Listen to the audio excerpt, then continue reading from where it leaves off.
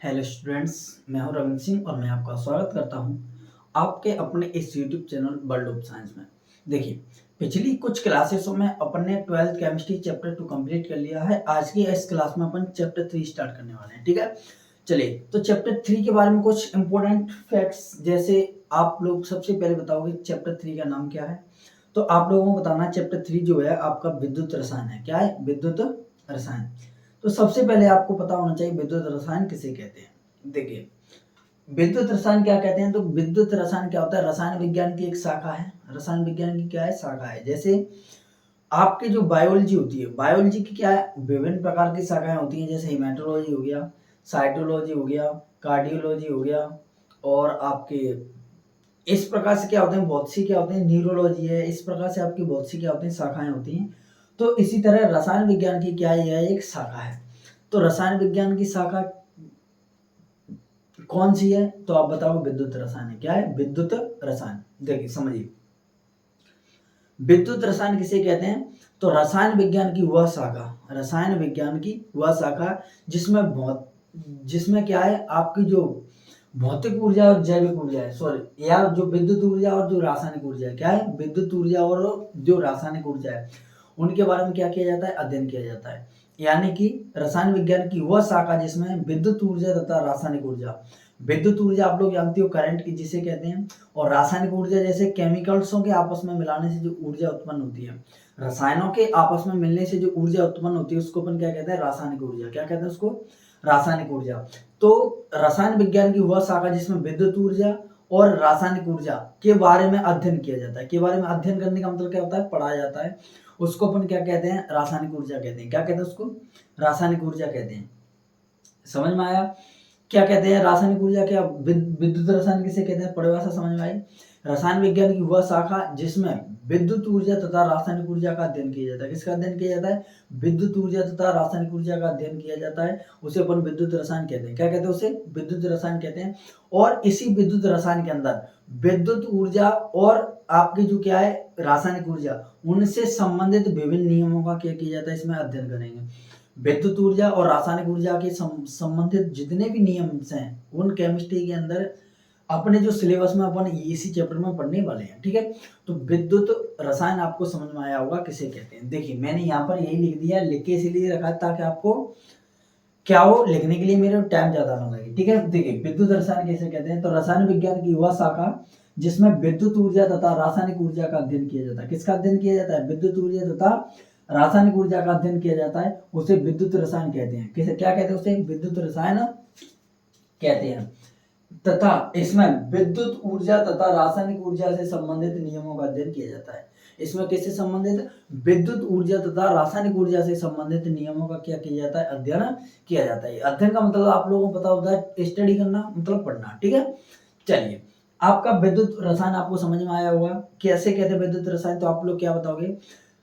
रसायन विज्ञान की वह शाखा जिसमें विद्युत ऊर्जा तथा रासायनिक ऊर्जा के बारे में अध्ययन किया जाता है, उसे अपन विद्युत रसायन कहते हैं। तथा इसके अंदर विद्युत ऊर्जा तथा रासायनिक ऊर्जा से संबंधित नियमों का अध्ययन किया जाता है।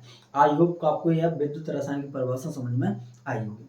ठीक है, अब देखिए अगला क्वेश्चन आता है अपना, विद्युत अपघट्य किसे कहते हैं, इसके प्रकारों को समझाइए। देखिए, आप लोगों को याद रखना है, विद्युत अपघट्य जो होते हैं, विद्युत अपघट्य का मतलब क्या होता है? देखिए, विद्युत शब्द का मतलब तो आप लोगों को पता है, करंट। क्या होता है? करंट। अपघट्य का मतलब होता है ऐसे कोई कंपोनेंट जो क्या हो जाए, टूटने लगे। क्या क्या हो जाए? टूट जाए। अपघट्य का मतलब ऐसे कोई कंपोनेंट जो क्या हो जाए, टूट जाए, उन्हें अपन क्या कहते हैं? अपघट्य कहते हैं। क्या कहते हैं? अपघट्य कहते हैं। तो विद्युत अपघट्य क्या होते हैं? ऐसे पदार्थ जिन्हें किसमें घोले जाने पर? जल में घोलने पर। आपने पदार्थ लिया और पदार्थ को जल में घोल दिया, पदार्थ को किसमें घोल दिया? जल में। तो ऐसे पदार्थ जिन्हें जल में घोले जाने पर वह धनायनों और ऋणायनों में टूट जाते हैं। किसमें टूट जाते हैं? धनायनों और ऋणायनों में टूट जाते हैं। तो ऐसे पदार्थों को अपन विद्युत अपघट्य कहते हैं। क्या कहते हैं? तो ऐसे पदार्थों को अपन विद्युत अपघट्य कहते हैं। मतलब क्या कहा मैंने? ऐसे पदार्थ या ऐसे रासायनिक पदार्थ, रसायन विज्ञान पढ़ रहे हैं तो ऐसे कोई भी रासायनिक पदार्थ होगा, ऐसे रासायनिक पदार्थ जिन्हें क्या करने पर? जल में घोले जाने पर, जिन्हें जल में घोले जाने पर यह धनायनों और ऋणायनों में टूट जाते हैं, मतलब अपघट्य हो जाते हैं, मतलब टूट जाते हैं, तो उन्हें अपन क्या कहते हैं? विद्युत अपघट्य कहते हैं। अगर इसकी प्रकार की बात करते हैं तो यह दो प्रकार के होते हैं, प्रबल विद्युत अपघट्य और दुर्बल विद्युत अपघट्य। यहाँ पर देखिए, विद्युत अपघट्य क्या है? तो ऐसे पदार्थ जिन्हें जल में घोले जाने पर धनायन ऋणायन में टूट जाते हैं। ऐसे पदार्थ, ऐसे रासायनिक पदार्थ लिखिए या ऐसे केवल पदार्थ लिखिए, ऐसे पदार्थ जिन्हें जल में घोले जाने पर धनायन ऋणायनों में टूट जाते हैं, तो ऐसे पदार्थों को अपन क्या कहते हैं? विद्युत अपघट्य कहते हैं। जैसे जैसे यहाँ पे एग्जांपल NaCl लिया है, जिसे अपन साधारण नमक यानी टेबल सॉल्ट कहते हैं। क्या कहते हैं? साधारण नमक यानी टेबल सॉल्ट कहते हैं। तो NaCl जब आप इसको ब्रेक डाउन कीजिए, मतलब आप इसको तोड़िए, तो Na जो है वो सोडियम धनायनों में टूट जाएगा और Cl मतलब जो क्लोरीन है वह ऋणायनों में टूट जाता है। तो ऐसे पदार्थ जिन्हें जल में घोले जाने पर धनायनों और ऋणायनों में टूट जाते हैं, उनको अपन क्या कहते हैं? विद्युत अपघट्य कहते हैं। अगर इनके प्रकार की बात करें तो विद्युत अपघट्य मुख्य रूप से 2 प्रकार के होते हैं। कितने प्रकार के होते हैं? तो आप लोग बताओ। विद्युत अपघट्य मुख्य रूप से 2 प्रकार के होते हैं। नंबर 1 पे आते हैं प्रबल विद्युत अपघट्य, नंबर 2 पे आते हैं दुर्बल विद्युत अपघट्य। आपको इनके प्रकार समझ में आए होंगे। चलिए, अभी अपन ने इनके प्रकार क्या किए हैं, लिखे हैं। अब इसके बाद अपन क्या समझेंगे, इनको समझते हैं। प्रबल विद्युत अपघट्य किसे कहते हैं और दुर्बल विद्युत अपघट्य किसे कहते हैं। आप इसका एक स्क्रीनशॉट लीजिए, तब तक फिर मैं आगे बढ़ता हूं।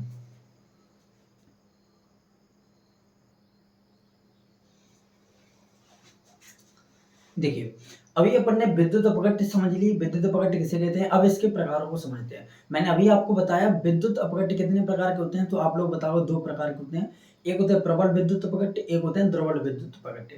अब देखिए, प्रबल विद्युत अपघट्य और दुर्बल विद्युत अपघट्य में डिफरेंस क्या होता है। अगर अपन बात करते हैं प्रबल विद्युत अपघट्य की, तो विद्युत अपघट्य का काम क्या होता है? ऐसे पदार्थ जो ने जल में घोले जाने पर धनायनों और ऋणायनों में टूट जाते हैं। लेकिन अगर अपन प्रबल विद्युत अपघट्य की बात करते हैं, प्रबल विद्युत अपघट्य की, तो प्रबल का मतलब कैसा होगा? ज्यादा शक्तिशाली होगा। कैसा होगा? ज्यादा शक्तिशाली।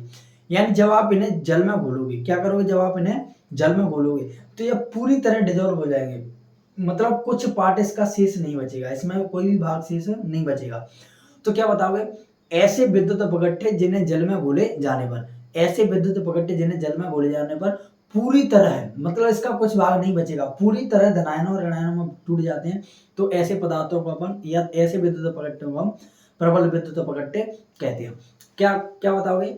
ऐसे विद्युत अपघट्य जिन्हें जल में घोले जाने पर, ऐसे विद्युत अपघट्य जिन्हें जल में घोले जाने पर पूरी तरह धनायनों और ऋणायनों में टूट जाते हैं, पूरी तरह डिजोल्व हो जाते हैं। मतलब जल के अंदर पूरी तरह डिजोल्व हो जाएंगे, मतलब पूरी तरह धनायनों और ऋणायनों में टूट जाएंगे।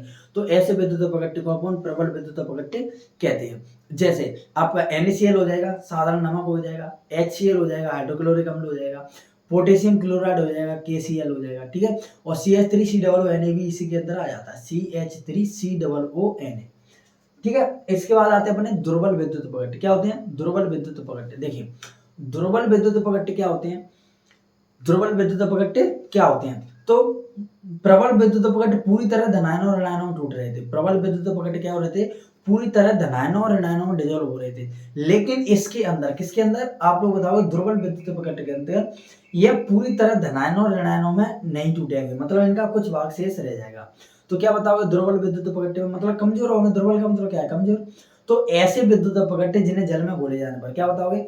ऐसे विद्युत अपघट्य जिन्हें जल में घोले जाने पर पूरी तरह धनायनों और ऋणायनों में नहीं टूटते हैं। क्या बताओगे? पूरी तरह धनायनों और ऋणायनों में नहीं टूटते हैं। तो ऐसे विद्युत अपघट्य को अपन क्या कहते हैं? दुर्बल विद्युत अपघट्य कहते हैं। जैसे एग्जांपल के तौर पर आपको दिख रहा है NH4OH, जिसे क्या बोलते हैं? Ammonium hydroxide. क्या बोलते हैं इसको? अमोनियम हाइड्रोक्साइड, ठीक है। और आपका CH3COOH, CH3COOH जो है आपका, इसको आप क्या बोलते हो? एसिटिक अम्ल बोलते हो। क्या बोलते हो इसको? एसिटिक अम्ल कहते हो। आद कर देना, ठीक है। अमोनियम हाइड्रोक्साइड और एसिटिक अम्ल। प्रबल और दुर्बल विद्युत अपघट्य समझ में आए। प्रबल विद्युत अपघट्य जिन्हें जल में घोले जाने पर पूरी तरह धनायनों और ऋणायनों में टूट जाते हैं, प्रबल विद्युत अपघट्य कहलाते हैं। जैसे HCl, KCl और आपका CH3COONA, NaCl हो जाएगा, ठीक है। अब दुर्बल विद्युत अपघट्य ऐसे विद्युत अपघट्य जिन्हें जल में घोले जाने पर पूरी तरह धनायनों और ऋणायनों में नहीं टूटते हैं, तो ऐसे विद्युत अपघट्य को हम दुर्बल विद्युत अपघट्य कहते हैं। जैसे अमोनियम हाइड्रोक्साइड यानी NH4OH और आपका CH3COOH यानी कि एसिटिक अम्ल, ठीक है। चलिए, इसके बाद एक और क्वेश्चन आता है इसी विद्युत अपघट्य से संबंधित, विद्युत अनअपघट्य किसे कहते हैं। देखिए, विद्युत अनअपघट्य, अनअपघट्य का मतलब क्या होता है? देखिए, यहाँ पे विद्युत अगर अपघट्य होता तो यह धनायनों ऋणायनों टूट जाता, लेकिन इसमें कह रहा है विद्युत अनअपघट्य, क्या किसकी बात कर रहे हैं? विद्युत अनअपघट्य की। तो अन का मतलब क्या होता है? अन एक नेगेटिव सेंस है, मतलब अनअपघट्य क्या होगा? जो अपघट्य का है, विद्युत अपघट्य का उल्टा होगा। जस्ट कैसा होगा? उल्टा। और विद्युत अपघट्य आपको पता है धनायन ऋणायनों में टूट जाते हैं। तो बताइए विद्युत अनअपघट्य क्या होंगे? क्या ये धनायनों ऋणायनों में टूटेंगे? तो आप लोग बताओगे ये धनायनों ऋणायनों में नहीं टूटेंगे। देखिए, तो ऐसे पदार्थ जिन्हें जल में घोले जाने पर, ऐसे पदार्थ जिन्हें क्या करने पर? जल में घोले जाने पर धनायन और ऋणायनों में नहीं टूटते हैं। आप ऐसे नहीं लिख सकते हो कि पूरी तरह या कम धनायन और ऋणायन टूटते हैं, बिल्कुल ही धनायनों और ऋणायनों में नहीं टूटते हैं। तो ऐसे पदार्थों को अपन विद्युत अनअपघट्य कहते हैं। क्या कहते हैं? जैसे ग्लूकोज है, ग्लूकोज को आप जल में घोलिएगा तो वह धनायनों और ऋणायनों में नहीं टूटेगा। तो समझ में आया होगा विद्युत अनअपघट्य किसे कहते हैं? विद्युत अनअपघट्य किसे कहते हैं? बताइए। ऐसे पदार्थ जिन्हें जल में घोले जाने पर धनायनों और ऋणायनों में नहीं टूटते हैं, धनायनों और ऋणायनों में नहीं टूटते हैं, तो ऐसे पदार्थों को अपन विद्युत अनअपघट्य कहते हैं। तो ऐसे पदार्थों को अपन क्या कहते हैं? विद्युत अनअपघट्य कहते हैं। जैसे आपका हो गया ग्लूकोज। ठीक है, तो चलिए आज की क्लास को यहीं पे एंड करते हैं। आज की क्लास में मैंने विद्युत रसायन की परिभाषा, विद्युत अपघट्य किसे कहते हैं, विद्युत अपघट्य के प्रकार और विद्युत अनअपघट्य आपको पढ़ा दिए हैं। ठीक है, अब नेक्स्ट क्लास में अपन इससे आगे पढ़ना स्टार्ट करेंगे। ठीक है, तो वन बाय वन करके अपन क्या करेंगे? चीजों को कवर करेंगे। तो चलिए आज की क्लास को यहीं पर एंड करते हैं। मिलते हैं नेक्स्ट क्लास में, तब तक के लिए टेक केयर बाय। मिलते हैं नेक्स्ट क्लास में। God bless you, see you tomorrow.